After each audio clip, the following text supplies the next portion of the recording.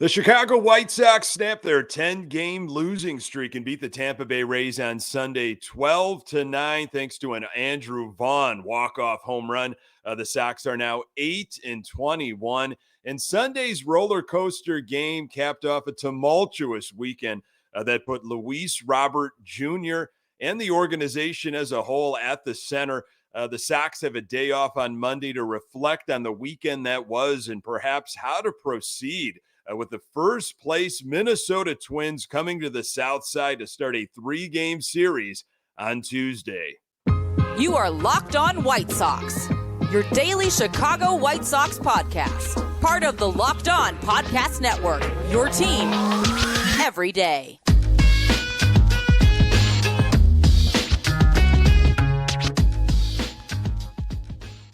Hey, Sox fans, welcome to Locked On White Sox. Thank you for making Locked On White Sox your first listen each and every day. We're free and available on all platforms. Follow us on Twitter at Locked On Sox. Also, subscribe to our YouTube channel. Just search Locked On White Sox. Hey, I'm your host, Nick Morawski, a lifelong, diehard Chicago White Sox fan, recording this podcast just blocks from the ballpark in beautiful Bridgeport. You can find me on Twitter at Nick_GGTV. Locked On White Sox is part of the Locked On Podcast Network, your team every day. The Chicago White Sox play host to the Minnesota Twins on Tuesday. Michael Kopech on the hill for the White Sox. Catch every pitch of the Sox hometown broadcast with Sirius XM on the SXM app. Search White Sox. Our Chicago White Sox, 8-21 on the season. What a weekend. Lots to get to. 9 games back in the AL Central. Sox snapped their 10-game losing streak, 12-9. Andrew Vaughn walked it off. Good to see a guy that I hope will be on the White Sox for a long time, taking care of things and getting that moment. It kind of distracts us, I guess, for a moment on some of the serious stuff going on. Organizational rot. We're going to get to it. Man, there's some stuff happening with this team, with this organization that I just never thought would happen. The losing, the record, okay, but then there's these other layers of things that are going on with the front office and with players and, can Grifol keep this all in check? Or, is it too late? I don't know. We'll get to it. During that 10-game losing streak, the Sox had a minus 45 run differential. Just unbelievable. It was bad. It was, despite Sunday's walk-off, which, again, great. End the weekend on a high note. You've got an off day on Monday, but it was an ugly weekend. Saturday's game was like nothing I've ever seen before. We'll get into some of the details. The hockey jersey was probably the best thing that happened White Sox wise all weekend long.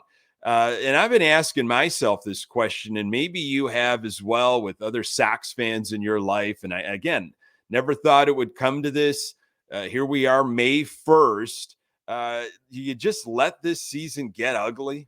Do you just, as a fan, just say, you know what, let it burn? Let it burn. And, maybe if things truly get ugly, maybe we'll see some change, the correct change, the right change. I don't know. I don't know if we'll ultimately get there. And the real change is, of course, new ownership. But there's all this other stuff, the guts of the organization that is poison, in my personal opinion, that needs to go. There needs to be so many new people doing, better at what's happening. Quality people that really know what's happening in the baseball world and how to get this organization on the right track. You got to get rid of the old. And I don't think that's going to happen until Reinsdorf is gone. So do you just kind of hope, well, maybe if things get really, really bad by June or by July, I don't know, there's a change in the organization somewhere? Or do you say, let's keep fighting? We can make this up. We can get back to 500. It's a weak division. You never know.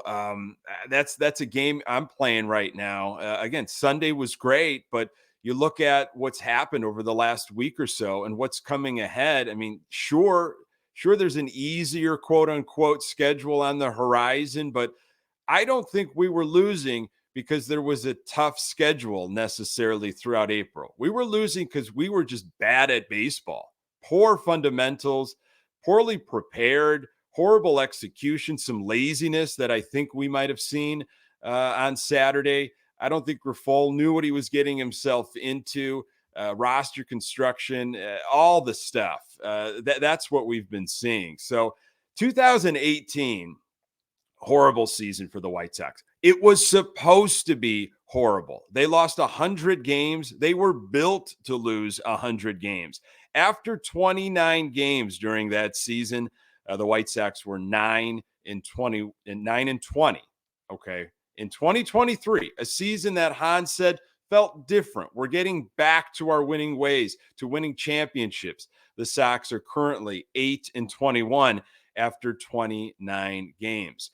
On April 27th, just a few days ago, Rick Hahn said, "Put it on me."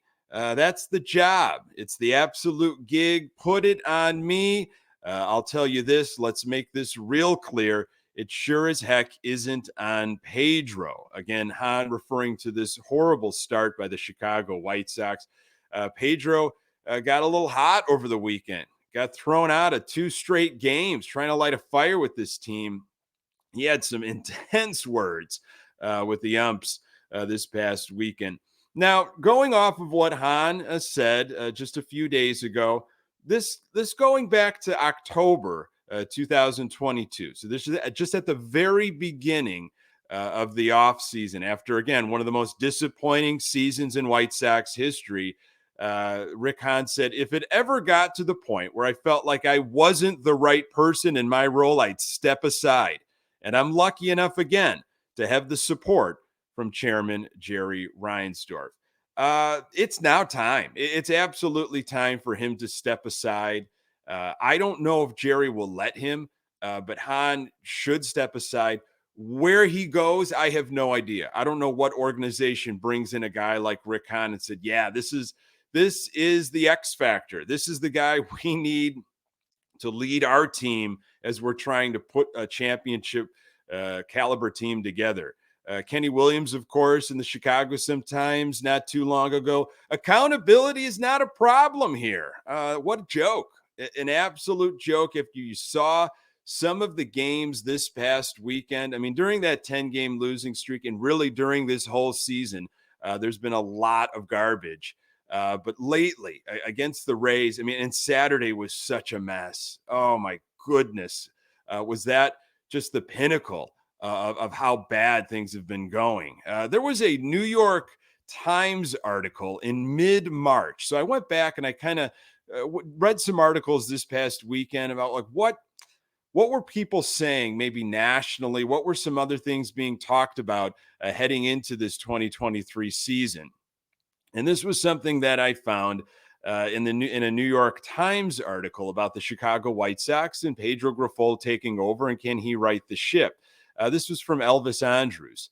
Sometimes when you have too much talent, you start forgetting the little details of the game, Andrews said. It's something that Pedro and all the coaches notice, and they know that for us, as talented as we can be, if we don't pay attention to little details and fundamentals, that's when it gets ugly during the season. Wow.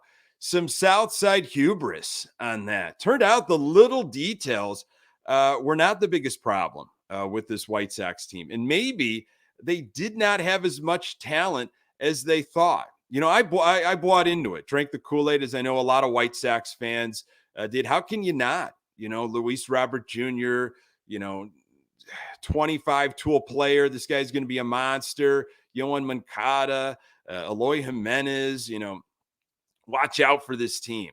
Again, who are the people telling us this? Do you trust anybody from within the organization at this point? National pundits, I feel like sometimes it's a flip of a coin with some prospects. And right now, I don't think it's watch out, we're too talented of a team. it's the little details that are going to hurt us. I think it's just the flat out talent and the little details, those things now are crippling, because if you don't have the talent and you're not performing, well, then when you're making errors and little league stuff, not being able to throw the ball into home, missing cutoff guys, not paying attention to the action, I mean, then you're just destined to fail. When Pedro Grifol was hired way back when, he said, my job and my staff's job is going to be to make sure that the energy is high every night and we're prepared to win a ball game. I'm sorry, but this past weekend, there were more instances where it just didn't look like this White Sox team was prepared. They didn't look like they had the energy. They definitely weren't focused. Sox stages of grief. I mean, I'm starting to go through it a little bit right now. Sure, again, walk-off win on Sunday. Exciting stuff heading into a day off. The Sox can't hurt you on an off day here on May 1st.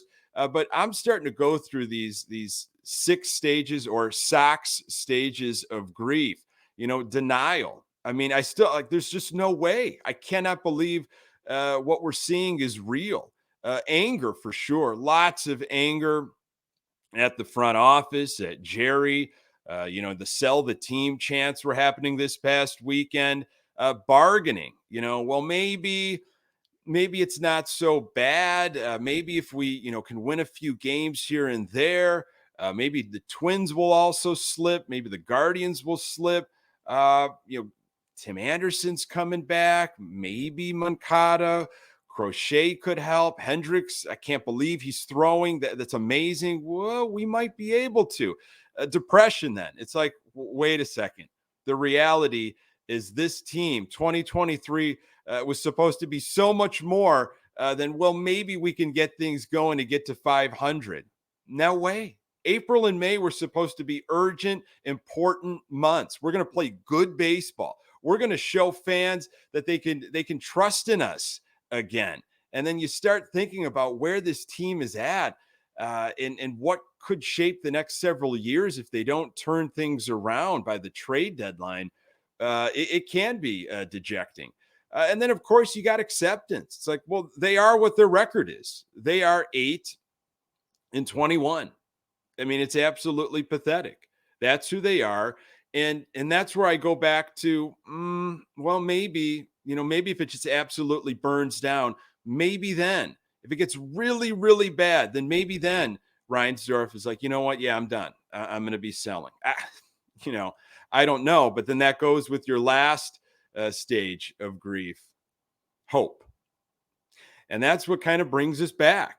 Delusional hope for me as a Sox fan. I don't know about you, but well, okay, you had a walk-off win on Sunday, regroup on Monday. Maybe you could take 2 or 3 from the first place Twins. Who knows? Hope is dangerous, but also hope could be, pretty magical and pretty beautiful. Right now, I just don't know where to put my White Sox fandom. It was a wild weekend that almost ended in another sweep at the hands of the Rays. Andrew Vaughn's walk-off created a short-term distraction. More on that in a moment. Today's episode is brought to you by Built Bar. Looking for a delicious snack but don't want all the sugar and calories? Then you need the best tasting protein bar ever. Built, you got to try a Built. If you're like me and you want to eat a little healthier, especially with summer on the way, making better choices, I've got just the thing for you. Built Bars and Built Puffs. Built Bars are amazing and taste amazing. Seriously, they taste so good. You wouldn't think they're good for you. You've absolutely got to try them. They are covered in 100% real dark chocolate. That's right, real chocolate. And they come in unbelievably delicious flavors like churro, peanut butter brownie, and cookies and cream. Only 130 calories and 4 grams of sugar with a whopping 17 grams of protein. And now you don't need to wait for a box to show up in the mail. For years, we've been talking about ordering Built Bars at Built.com, but now you can get them at your local Walmart or Sam's Club while you still get your specialty flavors at Built.com. That's right. Head to your nearest Walmart today. Walk up to the pharmacy section and grab yourself a box of Built Bars.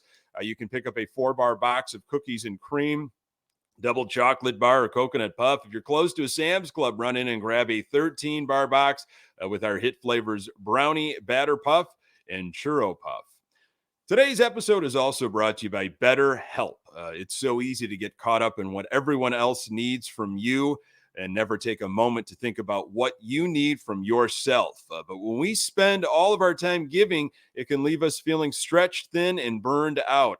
Therapy can give you the tools to find more balance in your life so you can keep supporting others without leaving yourself behind. If you're thinking of starting therapy, give BetterHelp a try. It's entirely online, designed to be convenient, flexible, and suited to your schedule. Just fill out a brief questionnaire to get matched with a licensed therapist and switch therapists at any time for no additional charge. Find more balance with BetterHelp. Visit betterhelp.com/LockedOnMLB today to get 10% off your first month. That's BetterHelp, HELP.com/LockedOnMLB. Our Chicago White Sox play the Minnesota Twins on Tuesday night on the South Side. Michael Kopech on the hill to kick things off. Catch every pitch of the White Sox hometown broadcast with SiriusXM on the SXM app. Search White Sox.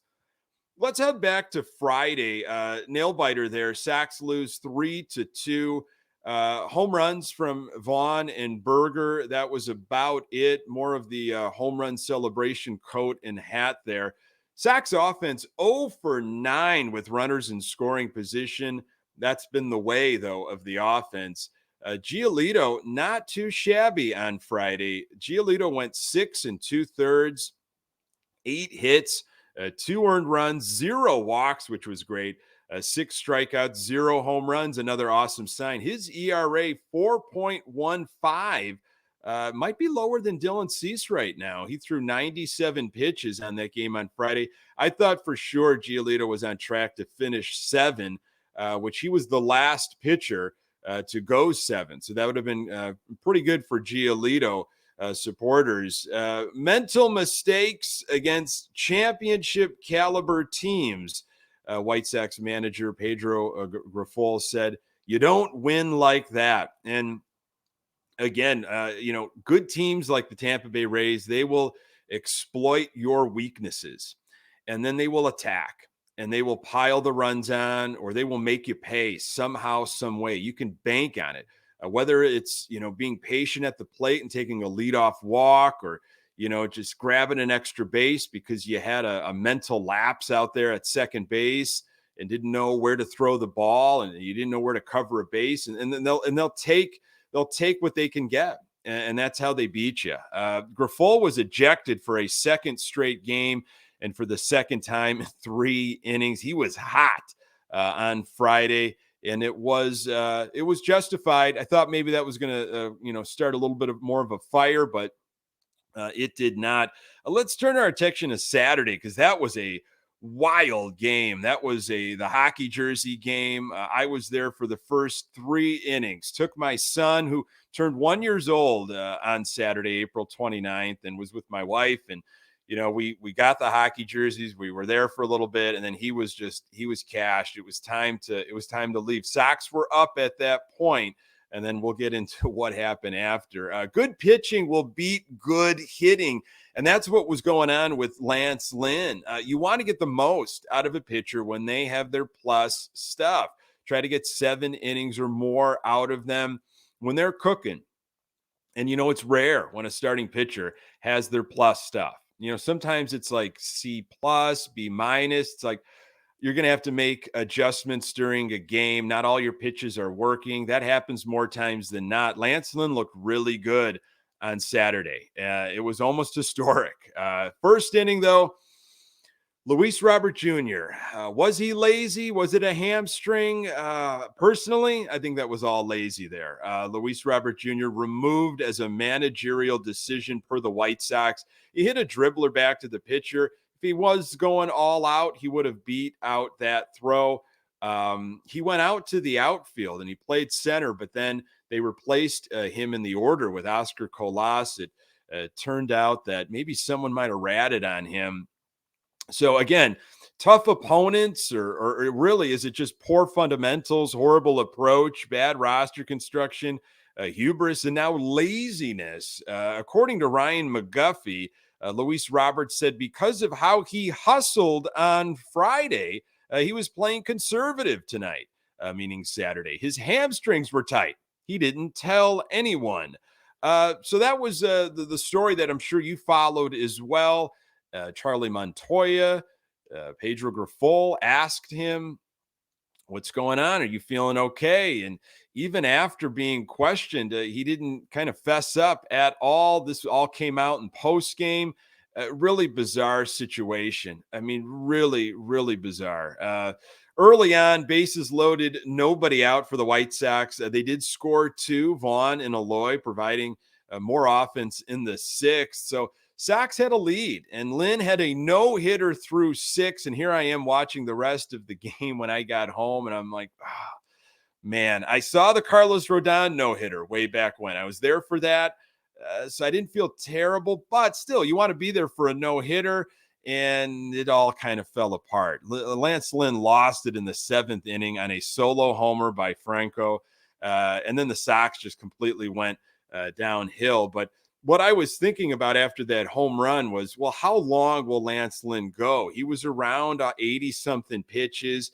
Tampa Bay had another run then. Yaz could not hold on to the ball. Sheets to Elvis relay and just nothing from Yaz. And then Lynn goes to flip the ball to Yasmani Grandal. He's not looking or paying attention. You got runners on the corner, one out. Lynn was at 103 pitches. It's always weird to me when a pitcher loses a no-hitter kind of late in the game, and then things just start falling apart. The focus isn't there anymore. Maybe the team's focus as a whole is not there anymore because the no-hitter's not intact. Bummer came into the game, and boy, you kind of knew what was going to happen. Lets the Rays tie it at 3. I mean, then a double steal. That's classic Tampa Bay preparation. They knew what they were getting themselves into, how they can run on certain guys, and, Bummer just not holding people on, and they took advantage. You had a double down the line. Rays took the lead. Again, exploitation by a good team like Tampa. Bummer left the game to a round of boos, as he should, and then the wheels really came off. Lambert gives up a 2 more. It's 6-3 Rays, back-to-back home runs, 10-3. Again, you're just like a half hour ago, it was 3-0 White Sox, and Lance Lynn had a no-hitter. It's 10-3. It didn't stop there. Again, the seventh inning started with the White Sox having a 3-0 lead, and Lynn was sitting on a no-hitter. You had some sell the team chants that were coming through the TV loud and clear. And then it was just an absolute nightmare after that. Sox offense, 3 runs, 4 hits, 2 for 9 with runners in scoring position. Lynn's final line, 6 1/3 innings, 3 hits, 4 earned runs, a pair of walks, 10 strikeouts, 1 home run. His ERA, 7.16.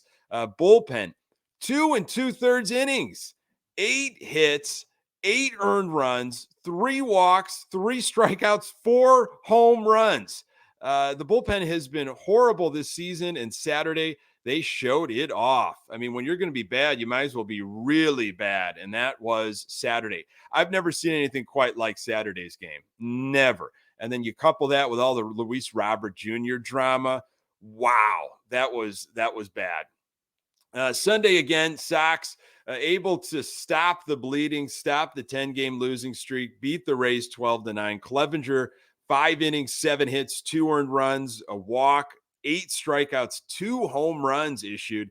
His ERA 4.60. Again, bullpen nightmare once again. Lopez and Bummer giving up a bunch of runs. This was back and forth during some sloppy conditions. Sox offense, 12 runs, 18 hits, 5 for 12 with runners in scoring position, and Vaughn with a walk-off home run. Robert didn't start the game. Was it because he was out of principle, because of the laziness, or because of the hamstring? Well, he pinch hit late in the game on Sunday in a critical situation where hustling was key and there were wet conditions. So that hamstring must have been feeling pretty good, I guess. Sloppy conditions, sloppy defense, Sox with 2 errors, roller coaster of a game within a roller coaster of a weekend during a nightmare season. But Sox win, stop the losing streak, and have a day off on Monday. Hey, if the Sox continue down the path they are on, serious decisions will need to be made by the trade deadline. What might the Sox do? More on that in a moment. Today's episode is brought to you by eBay Motors. For a championship team, it's all about making sure every player is a perfect fit. It's the same when it comes to your vehicle. Every part needs to fit just right. So the next time you need parts and accessories, head to eBay Motors. With eBay Guaranteed Fit, you can be sure every part you need fits right the first time around. Just add your ride to My Garage and look for the green check to know the part will fit or your money back, because just like in sports, confidence is the name of the game when you shop on eBay Motors. And with over 122 million parts to choose from, you'll be back in the game in no time.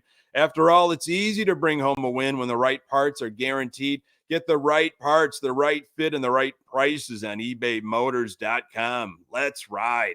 eBay Guaranteed Fit, only available to U.S. customers, eligible items only. Exclusions apply.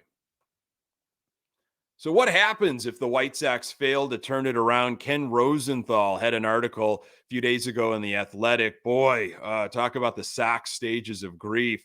Rosenthal wrote, the White Sox competitive window opened in the pandemic-shortened 2020 season when, thanks to an expanded format, they made their first of 2 consecutive postseason appearances. Both years they failed to win a series, and now their window appears to be slamming shut, putting owner Jerry Reinsdorf in a bind. Reinsdorf, 87, might not want to tear down, not when he thought the bad times were behind him, but he also does not seem eager to build up, considering he reduced his opening day payroll from $193 million in 2022 to $181 million this season. The White Sox then could end up being caught in between the worst possible position for any club, particularly one trying to regain its footing under a new manager, Pedro Grifol, and coaching staff. But barring a rapid turnaround, the deadline will force the team's hand. If the White Sox sell, their trade candidates essentially will fall into 3 buckets. So you got the potential free agents. This group includes right-handers Lucas Giolito and Mike Clevenger, relievers Ronaldo Lopez and Kenyon Middleton, catcher Yasmani Grandal, and second baseman Elvis Andrus. Except for Giolito, none would bring much in return at his current level of performance. That's why Giolito, keep it up, man. Keep up those quality starts if you can. Players under club control through next season. This is the second group. Anderson, Hendricks, and right-hander Lance Lynn all fit into this category thanks to club options on their contracts. So does reliever Kendall Graveman, who will be in the final year of his deal. Trading any of them essentially would be a step towards conceding 2024. And then you've got the final group, players under multi-year control beyond this season. The big prize would be right-hander Dylan Cease, who has 2 years of salary arbitration remaining. Luis Robert Jr. under club control through 2027 would be interesting if he could get it together. Third base, Yohan Moncada control through 2025, and Eloy Jimenez through 2026 are growing expensive, and neither is on the field enough for the Sox to do much in return. Trading only the potential free agents would make sense if Reinsdorf thinks the team could contend next season. Such a conclusion, though, logically would lead to an increase in payroll, and good luck convincing Reinsdorf of that if business suffers, because this year's team stinks, already does. Then again, if the White Sox again decide to go backwards, trading one or more of the players with club options for 2024 would amount only to a half step. At that point, the White Sox might as well move Dylan Cease, who is represented by Scott Boras and unlikely to sign a contract extension before free agency. What Ken Rosenthal, I'm sure, knows, but didn't include in this article, as the Chicago White Sox don't pay for quality pitching. So I don't see Dylan Cease signing with the White Sox long term anyway. Not a good way to end the episode, but it's the real truth of what's going on with this team if things don't get right soon come trade deadline. Thanks so very much for making this podcast part of your daily routine. You can find the Locked On White Sox podcast absolutely everywhere you find your podcast. We're on Twitter at Locked On Sox. You can find me on Twitter at Nick_GGTB. Don't forget to subscribe to our YouTube channel. White Sox take on the Twins. Michael Kopech on the Hill on Tuesday. Catch every pitch of the White Sox hometown broadcast with SiriusXM on the SXM app. Search White Sox. Thanks for making Locked On White Sox your first listen every day. Hey, everydayers, on the next episode, I will continue to try to make sense of what is happening with our White Sox as we get ready for the first place Minnesota Twins. Appreciate you making time for the Locked On White Sox podcast. I'm Nick Morawski. Until next time, go Sox.